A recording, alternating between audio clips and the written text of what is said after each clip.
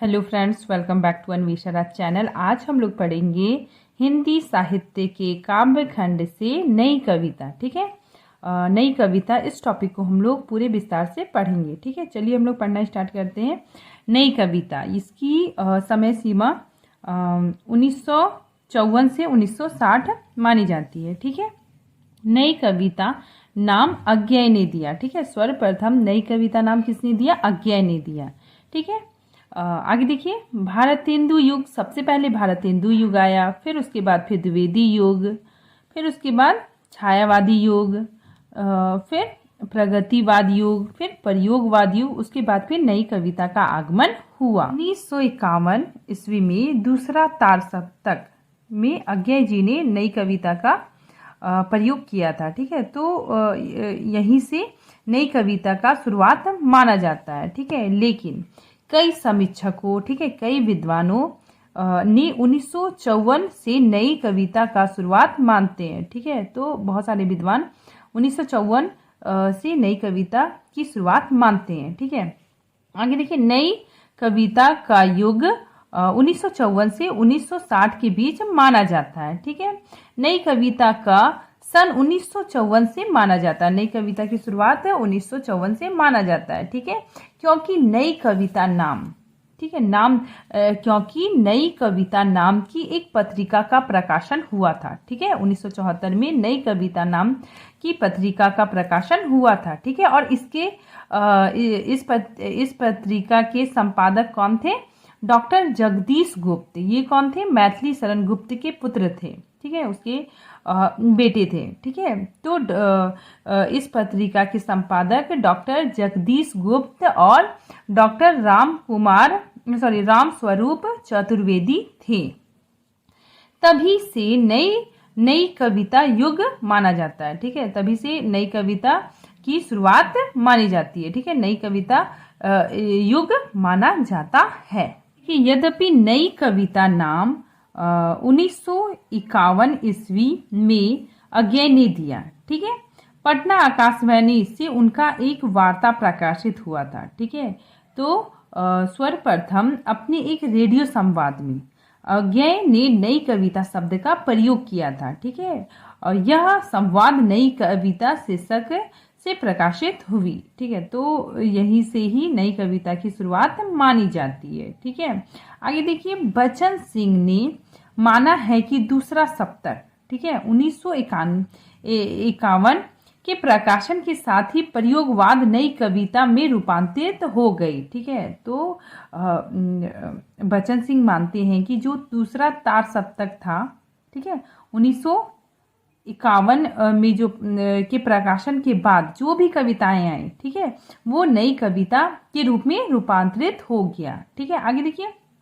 1952 में एक रेडियो वार्ता हुई। ठीक है, इस रेडियो वार्ता में अज्ञेय ने नई कविता नाम दिया। ये नई कविता भारतीय स्वतंत्रता प्राप्ति के बाद लिखी गई उन कविताओं को कहा जाता है जिसमें परंपरागत कविता से आगे नए मूल्यों, ठीक है, नए भावबोधों और नए शिल्प विधान का अन्वेषण किया गया है। ठीक है, तो ये नई कविता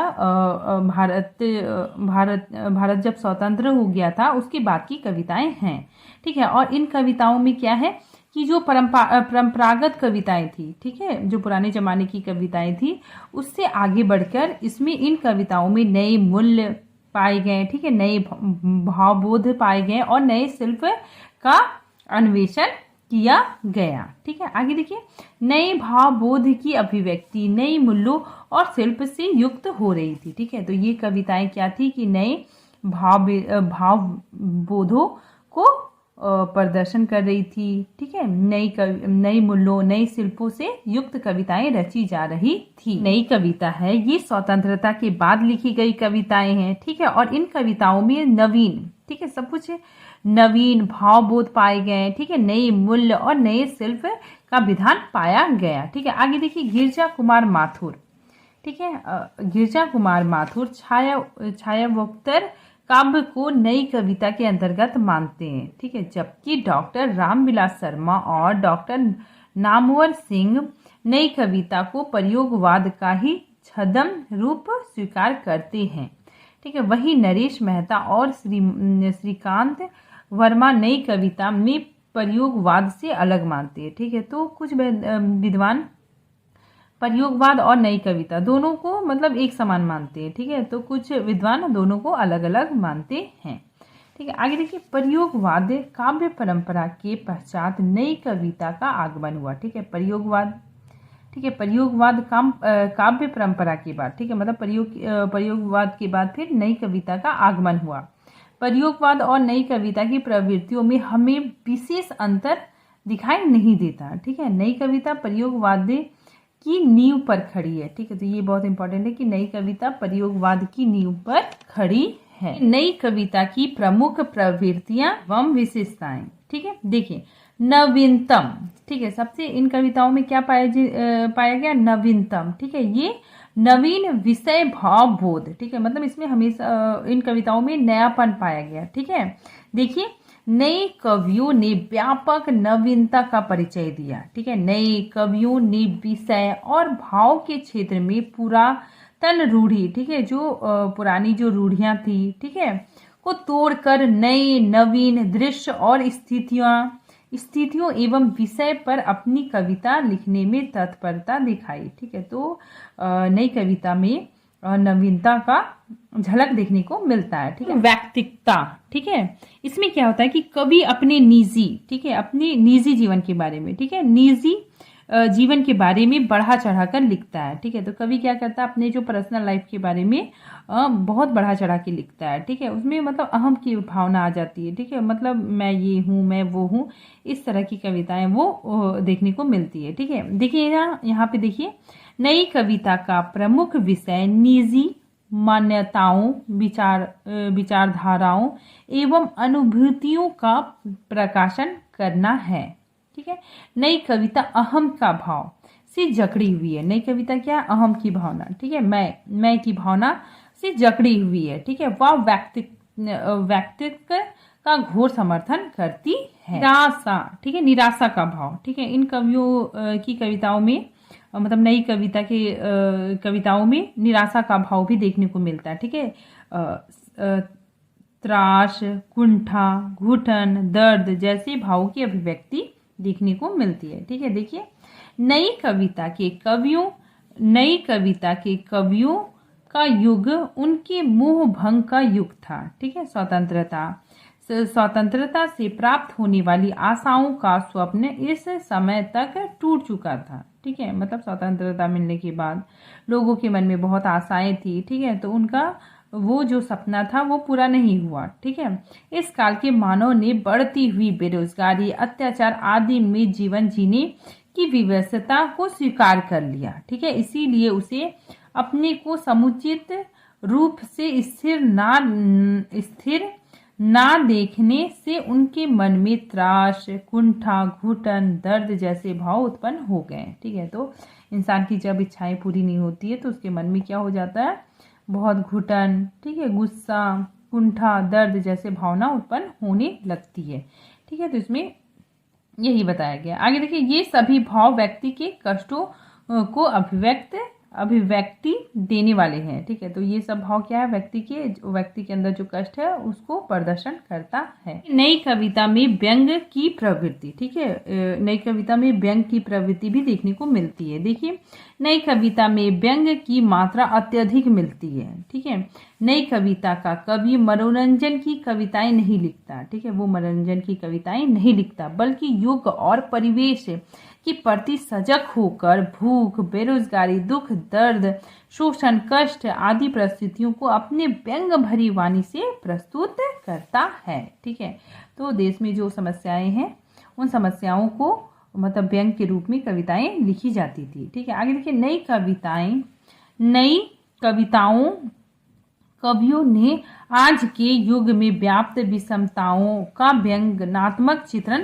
किया है। ठीक है, बौद्धिकता, ठीक है, नई कविता हृदय के भाव को प्रकट ना करके, ठीक है, मतलब जो नई कविता है उसमें हृदय के भाव, ठीक है, भाव उसमें प्रकट ना होकर केवल बुद्धि पर ही अधिक बल या महत्व दिया गया है। ठीक है, उन्होंने अपनी बुद्धि से समस्याओं पर गंभीर चिंता व्यक्त की है, ठीक है, और अपनी समस्याओं का समाधान भी बौद्धिकता के धरातल पर खोजते हैं, ठीक है। तो नई कविता के कवि मतलब हृदय के भाव को ज़्यादा महत्व नहीं देते और अपने बुद्धि को ज़्यादा महत्व देते हैं, और हर समस्याओं का हल निकालने के लिए वो अपनी बुद्धि का इस्तेमाल करते हैं। नई कविता में छंद का महत्व, मतलब नई कविताएं छंदवादिता थी, ठीक है। इसमें क्या होता है, छंदवादिता क्या होता है कि प्रेजेंट मोमेंट में जीना चाहते थे, ठीक है। मतलब ये कविताओं में जो प्रेजेंट जो हो रहा है, ठीक है, उस मोमेंट में वे लोग जीना चाहते थे, ठीक है। वे ना तो अपने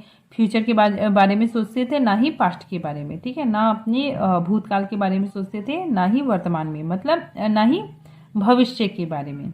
वे अपने प्रेजेंट मोमेंट में जीना चाहते थे, ठीक है, जो अभी हो रहा है, ठीक है, उसी को एंजॉय करना चाहते थे और प्रेजेंट मोमेंट का आनंद लेना चाहते थे, ठीक है। देखिए, नई कविता का कवि क्षण विशेष अनुभूतियों को विशेष महत्व देता है, ठीक है। उसके लिए सुख का एक क्षण संपूर्ण जीवन, देखिए, सुख का एक क्षण संपूर्ण जीवन से अधिक महत्वपूर्ण है, ठीक है। वह क्षण में ही जीवन की संपूर्णता और संपूर्णता का दर्शन करता है, ठीक है। मतलब वो क्षण क्षण का आनंद लेना चाहता है, ठीक है, मतलब हर मोमेंट का वो आनंद लेना चाहता है। भोगवाद और वासना, ठीक है। नई कविता में क्षणवादित विचारधारा ने ही भोगवाद को जन्म दिया, ठीक है। जो क्षणवादी है वही सोच भोगवाद को जन्म दिया, ठीक है। नई कविता में भोगवाद और वासना का मुख्य स्वर है, ठीक है।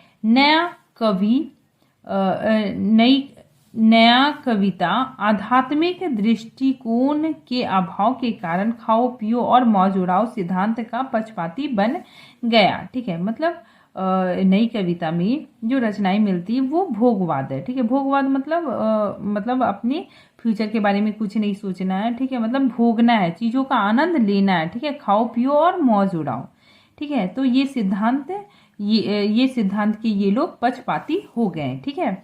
इस सिद्धांत के बहाव में उसने लोक मर्यादा का उल्लंघन हुआ, ठीक है। मतलब इस सिद्धांत के कारण क्या हुआ, लोक मर्यादा का उल्लंघन हुआ। इस प्रकार नई कविता कहीं कहीं समाज में अश्लीलता, अनैतिकता और अराजकता का वातावरण उत्पन्न करती हुई दिखाई पड़ती है। और विचार की कविता, ठीक है, मतलब यथावादी कविताएं, ठीक है।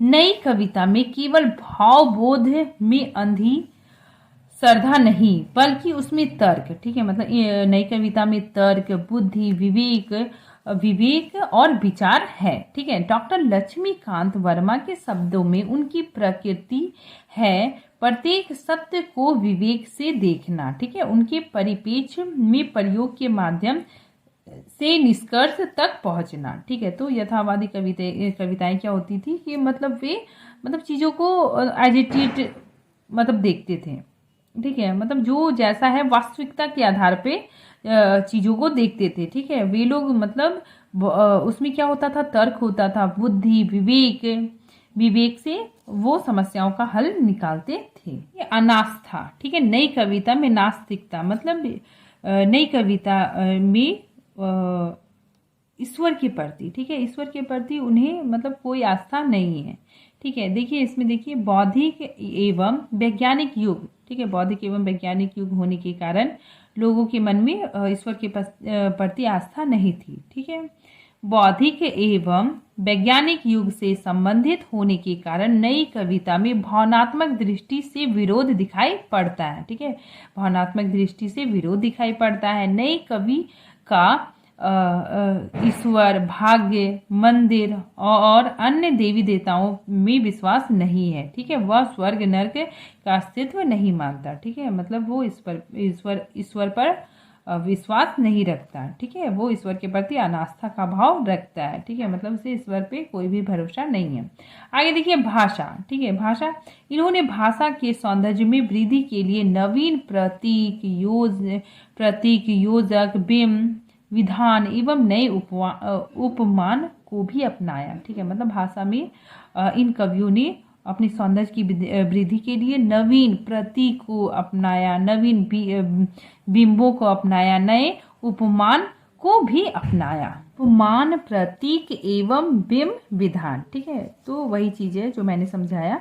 आगे देखिए, नई कविता के कवियों ने स्वतः नवीन उपमान, ठीक है, इन कविताओं में क्या था, नवीन उपमान, ठीक है, प्रतीकों और बिंबों का प्रयोग किया। ठीक है, अज्ञेय तो पुरानी उपमानों से तंग आ गए। ठीक है, अतः वे नवीन, ठीक है, नवीन उपमानों के प्रयोग पर बल देते हैं। ठीक है, मतलब नई कविता के कवि नए उपमानों पर बल देते हैं। ठीक है, नए उपमानों का प्रयोग करते हैं। ठीक है, नया कविता वैज्ञानिक उपमान के प्रयोग पर बल देते हैं। ठीक है, जैसे एक एग्जाम्पल देख लीजिए, प्यार का बल्ब फ्यूज हो गया। ठीक है, मतलब प्यार का बल्ब फ्यूज हो गया, तो इस तरह के उपमान का प्रयोग करते थे। ठीक है, प्यार का नाम लेते ही बिजली का स्टॉप सी एक सुर्ख हो जाता है। ठीक है, तो इस तरह के उपमानों का प्रयोग किया जाता था। ठीक है, आगे देखिए, प्रयोगों में नवीनतम।